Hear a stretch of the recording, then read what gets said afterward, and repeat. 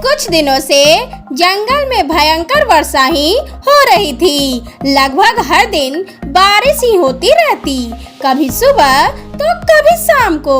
ऐसे में पक्षियों को बड़ी कठिनाई का सामना करना पड़ता था। इधर गौरी का बेटा रोता हुआ कहता है, मम्मा मम्मा, मैं अब भूखा नहीं सो सकता, मुझे कुछ तो खाने को दो मम्मा। तभी गौरी कहती है, चुप करो बेटा, तुम्हें दिखाई नहीं देता?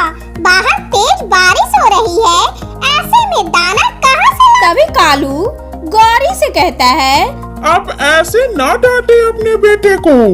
अब इस बेचारे का क्या कसूर? 3 दिन से भूखा सो रहा है, आप कैसे भी करके आज थोड़ा भोजन ले आए। तभी गौरी कहती है, कालू जी, मैं कल भी गई थी, पूरे जंगल में पानी पानी ही भरा पड़ा है। गला हुआ दाना भी नहीं मिलता, मैं कहाँ से लेकर आऊंगी? आप रहने दो, मैं ही जाता हूँ, अपने बच्चे के लिए कुछ न कुछ तो ले ही आऊंगा। तभी गौरी कालू से कहती है, कालू जी, जरा ध्यान से जाना, ऐसे मौसम में चील अपना शिकार ढूंढते हैं। तभी कालू कहता है, अब मरूं या बचूं, लेकिन अपने बेटे को भूखे मरते नहीं देख पाऊंगा। मैं चलता हूँ। फिर कालू कौवा अपनी जान दांव पे लगाकर तेज बारिश में ही अपने घर से निकलता है। इधर चिड़िया के बच्चे भी भूख से तड़प रहे थे। तभी गुड़िया मम्मा चिड़िया से कहती है, मम्मा मम्मा, भाई को देखो, कैसे चक्कर खाकर ये गिर गए हैं। आप जल्दी से चले। ये सुनकर चिड़िया भागी भागी कुकू के पास जाती है और बारिश की बूंदें उसके मुंह में डालती है। कुकू धीरे धीरे आंखें खोलता है। कुकू, मेरे बच्चे, आप ठीक तो हो ना? हाँ मम्मा, मैं ठीक हूँ, बस थोड़े से चक्कर आ गए थे। आप चिंता न करें, मुझे कुछ नहीं हुआ। कुकू भाई, ये सब भोजन न खाने से हो रहा है, लेकिन मम्मा क्या करे? ऐसी बारिश में दाना कहाँ से ढूंढ कर लाए? गुड़िया बेटी, आप भाई के पास रहे, मैं बाहर जा रही हूँ। कहीं न कहीं से तो भोजन लाना ही होगा, वरना मेरा कुकू भूख से तड़प तड़प के मर जाएगा।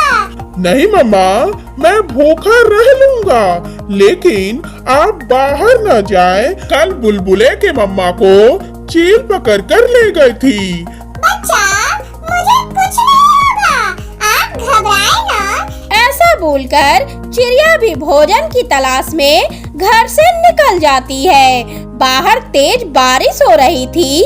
आसमान में काले काले बादल छाए हुए थे। उन्हें कुछ भी ठीक से दिखाई नहीं दे रहा था। इधर कालू को एक डंडा पड़ा दिखा। तभी कालू कहता है, ये डंडा, एक काम करता हूँ, इसे अपने पास रख लेता हूँ। अगर चील मुझे मिल भी गया तो उसकी इसी से पिटाई करूँगा। फिर कालू कौवा उस डंडे को अपने कंधे पर रखकर आगे की ओर निकल जाता है। भूखा चील पत्तेदार पेड़ पर छुपकर बैठा था। तभी उसकी नजर टूनी चिड़िया पर जाती है और तभी चील कहता है, आ गया, शिकार आ गया। आज इस छोटी चिड़िया को पकड़ कर ले जाऊंगा। मेरी पत्नी इसका मांस खा के बहुत खुश होगी। चील चौकन्ना हो जाता है। भोली चिड़िया को क्या पता था, वो उसी पेड़ से बिल्कुल पास से होकर गुजरती है। तभी चील एकदम से चिड़िया को दबोच लेता है। इतना भी छोटी नहीं है ये चिड़िया, इससे तो हम दोनों का पेट भर जाएगा। तभी चिड़िया कहती है, मुझे छोड़ दो, भगवान के लिए मुझे जाने दो, मेरे बच्चे भूखे हैं। तभी चील कहता है, एकदम चुप हो जाओ। अगर मैंने तुम्हें छोड़ दिया तो मैं भूखा मर जाऊंगा। आगे इस कहानी में क्या हुआ वो हम नेक्स्ट पार्ट में जानेंगे। नेक्स्ट पार्ट देखने के लिए मेरे चैनल को लाइक और सब्सक्राइब करना बिल्कुल भी ना भूलें।